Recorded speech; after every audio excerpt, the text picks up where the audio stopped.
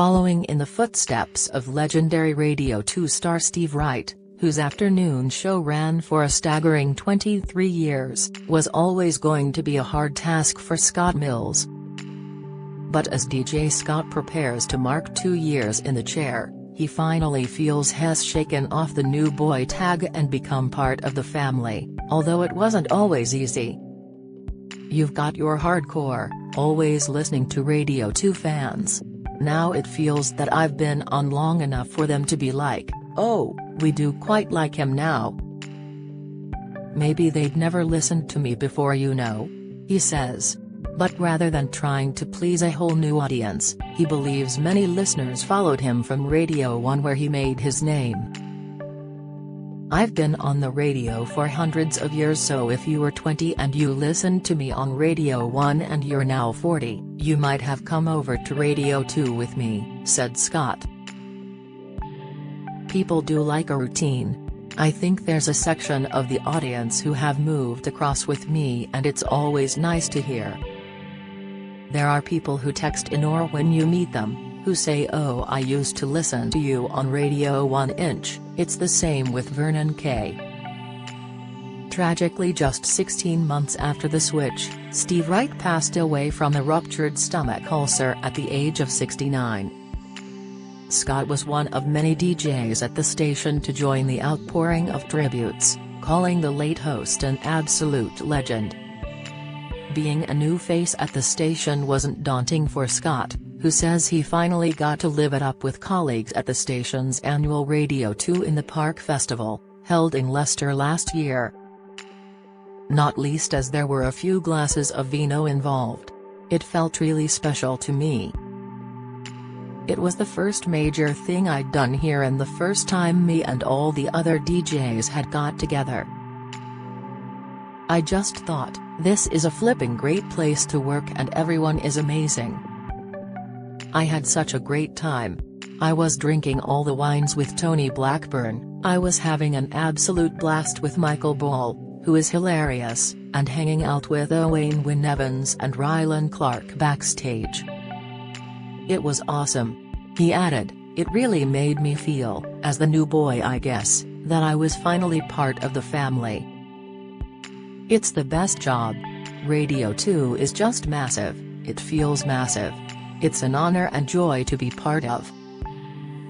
Scott has undergone another routine shake-up in recent weeks, stepping in to cover for Zoe Ball's breakfast show following the death of her mother. Thankfully, he still enjoys the thrill of the early starts. I get a buzz every day.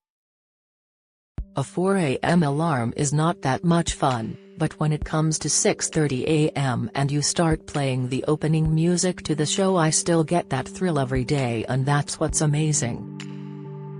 The adrenaline is still there. It feels great to be on air every day. All you have to do is get enough sleep. You do have to be disciplined. A few times this week I've called it quits at 8:30 p.m. and if you do that you're good. Gone are the hard partying days of his youth when he pulled in all-nighters. I've got more sensible as I've got older. I would go out and go straight into Radio 1 for early breakfast. But not anymore. You've got to prioritize sleep and exercise even when you feel like you can't be bothered.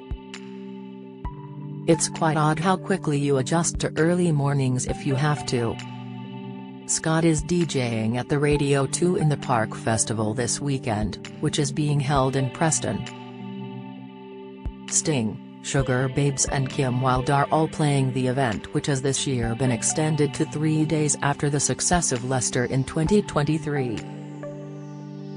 The Radio 2 DJs are playing to listeners at a pre-party on Friday, and Scott says that's one night he won't be going to bed early.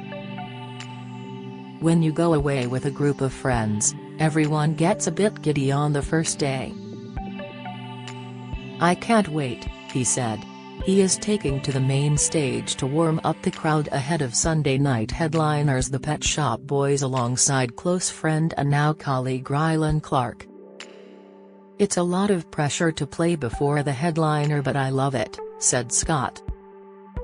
We're still working through the set list. Rylan has basically over the last couple of years taught himself, or he's had lessons, in how to properly DJ. He can actually properly mix, which I can't say that I can. So fair play, he has taken the time and effort to learn his craft. We've got some absolute bangers ready. I can promise the lead up to the Pet Shop Boys will be stunning.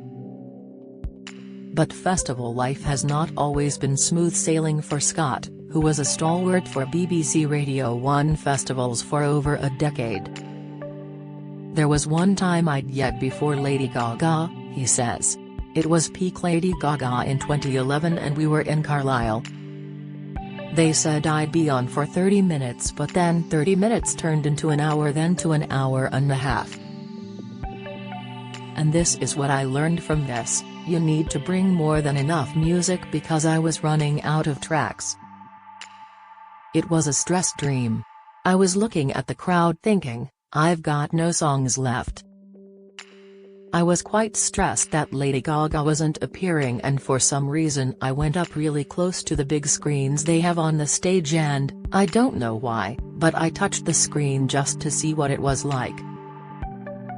Now don't do that because they are razor sharp. So I was DJing, Lady Gaga wasn't turning up, I'm running out songs, and also because I've just touched the screen my finger is bleeding profusely. I was having to stem the blood flow with some very light blue jeans I had on. The stain was getting bigger and bigger. That was a lot of drama. St. John's ambulance came. Another superstar proved problematic too. Another time I was on air, I was supposed to be interviewing Rihanna and it was live. It was in Preston again actually, and she just wasn't turning up. They said she'll be 5 minutes and then an hour went by. Then she eventually comes out of the tour bus very casually with a bottle of perfume in her hand, sprayed her neck one side then the other and said, "I'm ready." The thing is, with Rihanna she'd be late but you'd get a great interview. When he's not been covering for Zoe Ball on Radio 2, viewers have seen another side of Scott on BBC's series Race Around the World. Scott and his then-fiancée Scott Vaughn joined a group of famous faces marooned in Brazil to race their way across South America with no phone or flights and on a limited budget. Scott and Sam's journey came just weeks before they were due to get married, with the presenter saying the experience only proved his partner was the one for him. "It was one of the best things I'll ever do," said Scott. "When are you ever going to be able to do that again? Spend time with your partner for 5 weeks with no distractions, no phone. It was once in a lifetime and it was brilliant."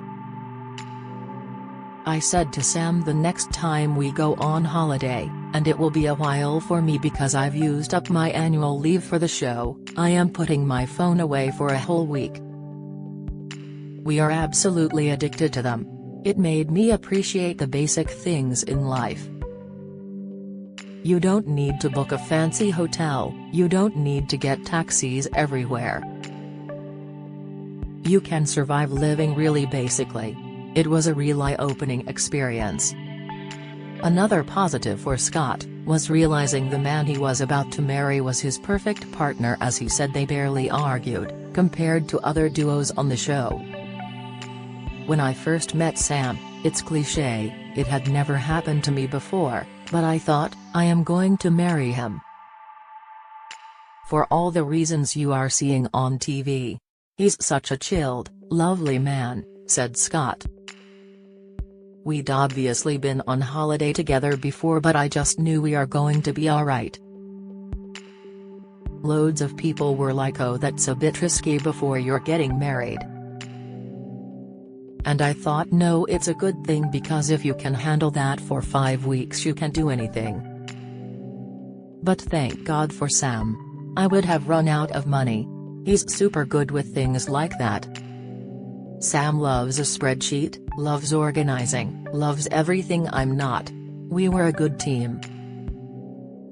As you probably saw in the last episode, if things aren't going well, and we did have a lot of bad luck, I go into a negative mode and Sam is a positive person. That's another reason why I love him.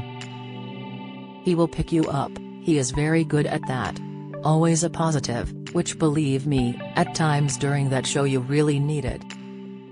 It made me realize that we don't really argue. There were no arguments. So it turns out he is the person I should have married.